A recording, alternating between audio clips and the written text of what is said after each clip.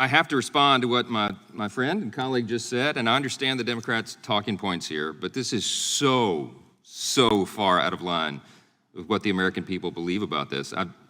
During the August district work period, I was in a number of states in colleagues' districts, all from the West Coast to the East Coast, and everywhere that I went, as soon as the conversation was turned in a public forum to audience questions, they asked a couple of things right off the top. They're deeply concerned about inflation, of course. They're deeply concerned about illegal immigration and the border that's open and all these other issues. But you know what is fundamental and at the root of so much of that is the people's doubt about our institutions themselves. And it begins with our system of justice.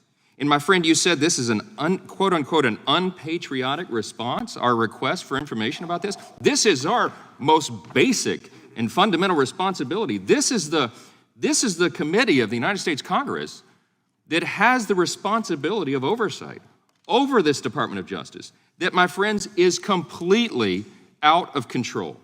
And the American people know the facts. It doesn't matter what the talking points from the Democrats are presenting here today. The people know what's going on.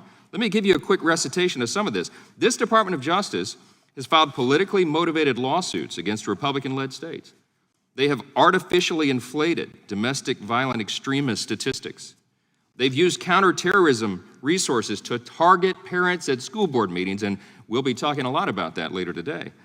The department has selectively prosecuted and investigated political opponents of President Biden and his administration. These are facts. These are objective facts, and anybody can see that.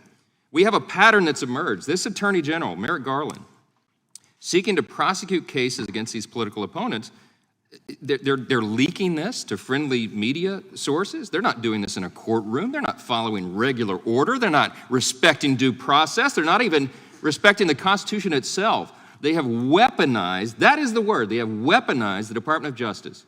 And the greatest threat to this is what all those people have told us in all these public forums all around the country.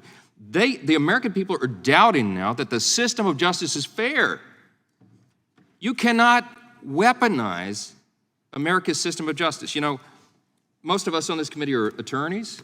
We all went to law school. The most fundamental tenet of this is, you know, the phrase, the motto that's etched into the marble above the entrance of the United States Supreme Court, equal justice under law. Wow, that is a critically important principle in a constitutional republic. There's a reason, I say all the time in these public forums, there's a reason that Lady Justice is depicted as the symbol of our system with a blindfold.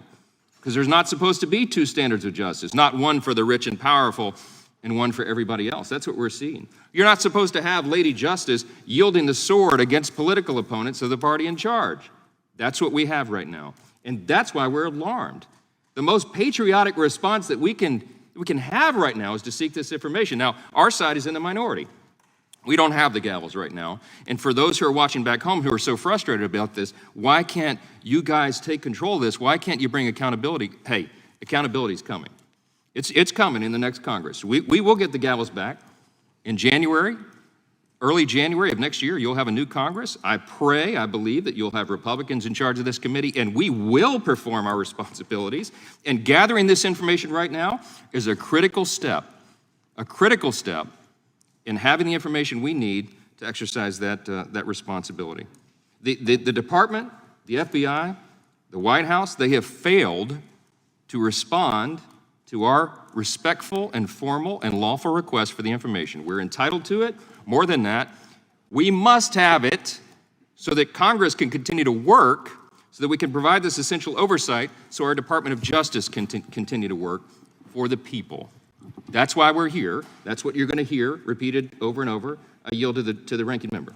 I thank the gentleman. In 2016, the FBI spied on the Republican presidential campaign based on a document they knew was false at the time. In 2020, they hid evidence that would be damaging to the Democrat presidential campaign, but oh, the lady from Texas says they're not political.